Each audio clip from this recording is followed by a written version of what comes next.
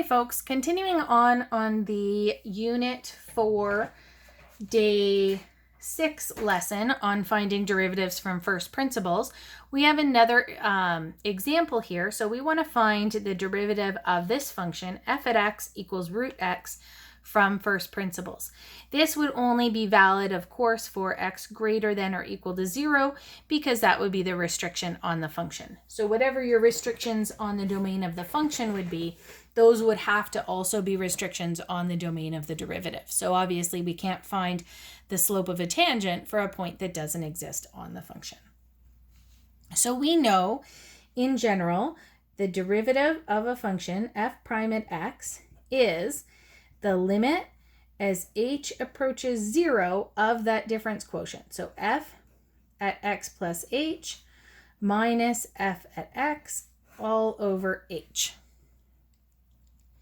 So we're going to take the limit of this and using the function as root x. So we've got the limit as h approaches 0. This will be the square root of x plus h minus root x over h. Now here we've kind of come to a spot again. We have a 0 over 0. So we have an indeterminate limit if I subbed in the h. So I know that that can't work. I've got root x plus h minus root x all over h. I need to do something to simplify this. And if I have two rationals in either part of my equation, one way that we know that we've been able to simplify this was to multiply by the conjugate. So I'm going to do that here. I'm going to say we're multiplied by root x plus h plus root x, and then that has to happen on the bottom as well. Okay, so taking this, we're going to have the limit as h approaches 0. Now I'm going to do this and kind of FOIL this out as I go. So root x plus h times root x plus h, that would just be x plus h. That's why this conjugate works. Then I would have minus root x plus h times root x, or plus here, and then minus there. So this is like a difference of squares. These two are going to cancel each other out and they're gone. And then I have minus root x times root x, which is just x. So minus x over, and then I'm not going to multiply this h in. I'm just going to kind of leave that out front, because really you're going to see as you do more of these and practice this, that you're always going to want to end up canceling that h on the denominator somehow. So if I simplify the top, this actually works out well. X plus h minus x, I'm left with just an h on the top. And I was just saying I really wanted to be able to cancel out and get rid of that h on the bottom so I could sub in h equals 0. And now I can. So now I can take a look and say, okay, I'm getting rid of those. I would just have a 1 left on the top. Sometimes people cancel stuff and kind of forget that they've still got a numerator. So this is the limit as h approaches 0 of 1 over root x plus h plus root x. So now I can sub in without kind of the risk of having an indeterminate form, because I don't have, I'm not going to end up with 0 over 0. So I'm dropping my limit notation, and I would have 1 over root x plus 0 plus root x. And then squeezing this in a little bit at the bottom, this gives me 1 over root x plus root x is just 2 root x. So this is the derivative of my original function. So any point here, any point x greater than or equal to 0, if I substituted that x value in here, that gives me the slope of the tangent of the function at that point. So here we want to find what's the slope of the tangent to the function y equals root x at x equals 4. So I would want to find f prime at 4. So it would be 1 over 2 times the square root of 4. So here I would say 1 over 2 times 2. So the slope of the tangent is 1/4. And hopefully that kind of makes sense if we take a look at this function. And I'm just going to do a real rough sketch here, but this is the square root function. It goes like that. So if we counted out to that point, the slope of the tangent would be positive, but it's not very steep. So getting a slope of 1/4 feels reasonable to me. Now we want to find the equation of the tangent line at that point. So way back, like let's think back to grade 9, finding the equation of a line. I know m equals 1/4. So the slope of the tangent line is 1/4. And I need a point to find the equation of the line. So I know that x equals 4. I would have to figure out the y value, which is f at 4, not the derivative at 4. Now I'm looking for just the y value of the point. So that would be root 4, which is 2. So my point is the point 4, 2, and I have the slope from the derivative. So now we're just finding the equation of the line. So start with your y equals mx plus b.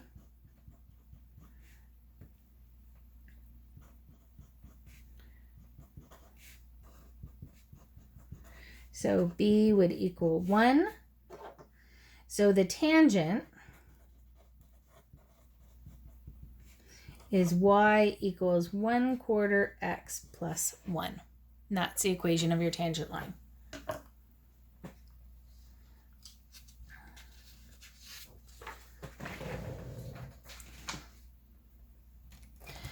Now, can we find the slope of the tangent to this function?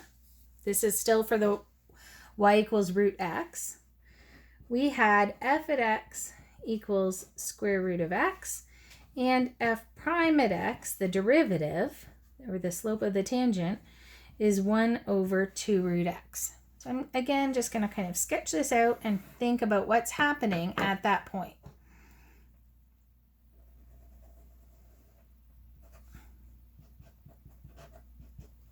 And if we kind of take a look at what would the slope of the tangent be, we know as we get kind of closer and closer in to 0, that's going to get steeper and steeper, right? And let's take a look here at what happens in the equation.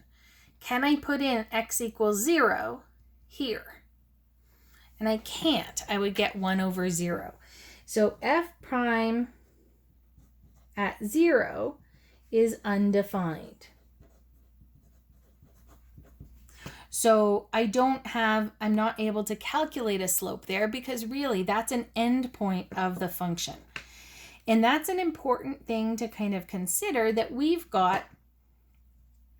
don't actually always have a derivative at every point on the function. So we are going to get, this is a graph of 1 over 2 root x here.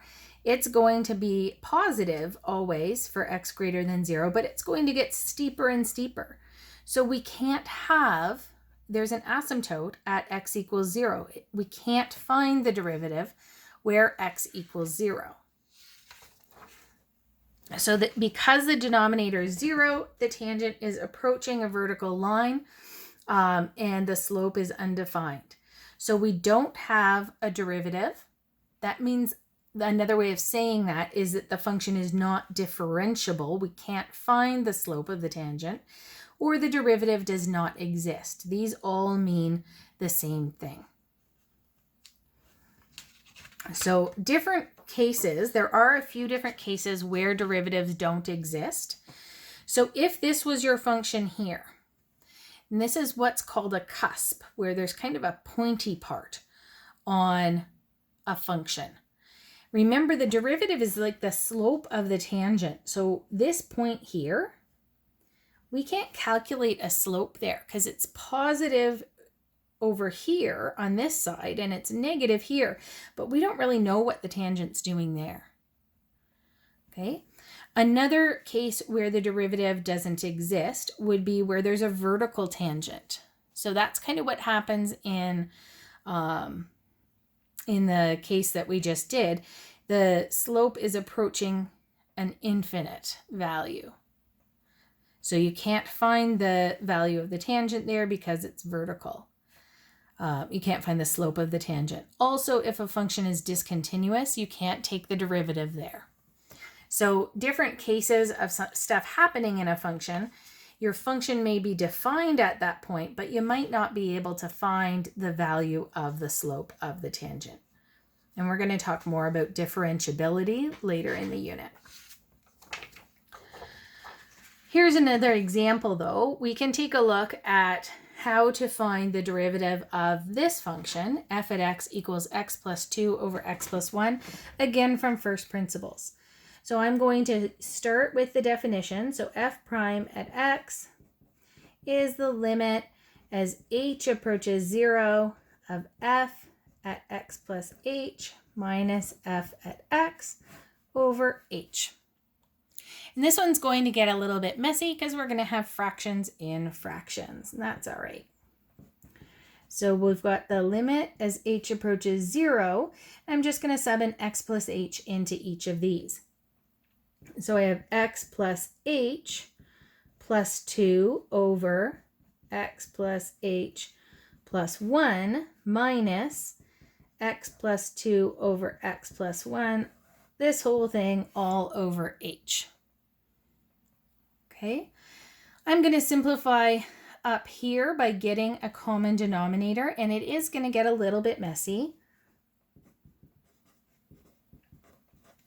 So here I'm going to multiply this second fraction by x plus h plus 1.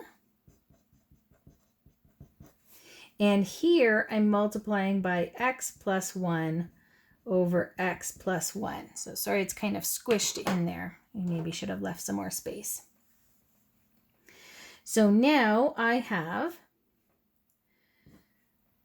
x plus h plus 2 times x plus 1 minus x plus 2 times x plus h plus 1 all over x plus h plus 1 times x plus 1 all over h.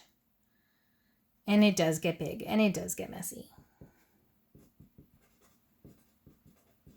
The good news is that later, pretty soon in this unit, we're going to find some slightly better rules and some really good shortcuts to help us find derivatives of things that we really don't want to have to do from first principles to simplify this. Okay, so I'm going to take a deep breath and FOIL this all out and try not to miss any terms. So here I have x squared plus x plus xh plus h plus 2x plus 2. So that's the first pair. Then I'm going to try and do this in one step with this negative. So everything in here, it's actually not too bad because they're all positive. So when I FOIL everything out, it's all going to go negative. So everything I get here by FOILing out, I'm going to make it negative because I'm subtracting the whole answer here.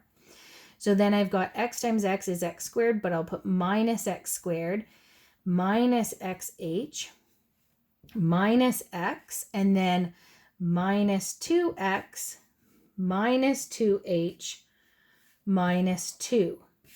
And that's all over. I'm going to bring this h, because I'm dividing this by h, it's like multiplying it by 1 over h, and I hope everybody's okay with this, but it's gonna save me some room. I could have showed the step of dividing by h and multiplying by 1 over h, but I'm really running out of space here. So I've got lots of stuff to cancel out. So I see an x squared and a minus x squared. And I see a plus x and a minus x. and I see a +2 and a -2 and a +2x and a -2x. And I see an XH and a -XH, and then I just have H minus 2H. So, whew, big stuff. But now the limit as H approaches 0 of, so I have H minus 2H. So I get negative H over H times X plus H plus 1 times X plus 1. Way better. So now I'm just going to kind of like zoom up here because I am really getting low on space. But now I can reduce this, those two H's, and I have the limit as H approaches 0 of -1 over X plus H plus 1 times X plus 1. So now I can drop my limit notation because I don't have that indeterminate form anymore.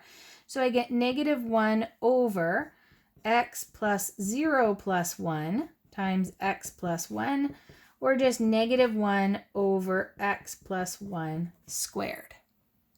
So that's my derivative. So f prime at x is -1 over x plus 1 squared. And that's not too bad, but this was a really big, messy amount of work. So you will be glad once we get into some of the shortcuts. There will be one test question typically that says find the derivative from first principles.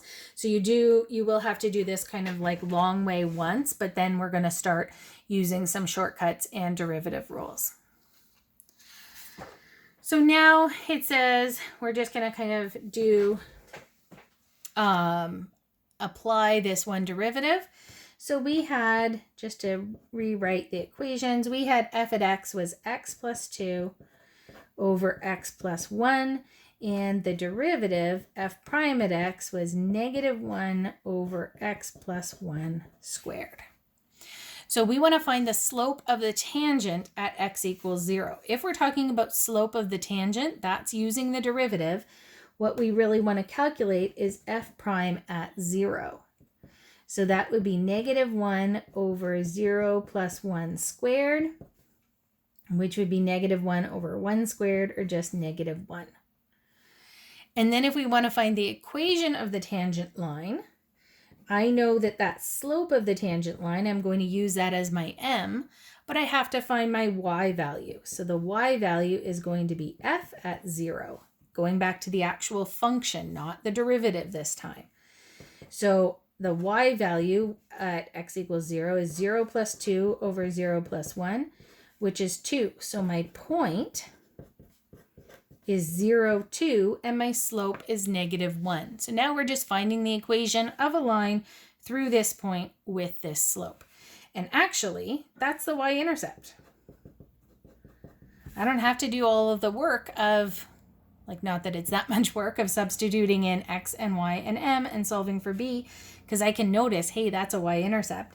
So the equation is y equals -x plus 2. Of course, if you'd done it the same way as in the previous example, you'd just get a 2 when you were solving for your b, and it's not that much extra work. So that's the equation of the tangent line to that function at x equals 0.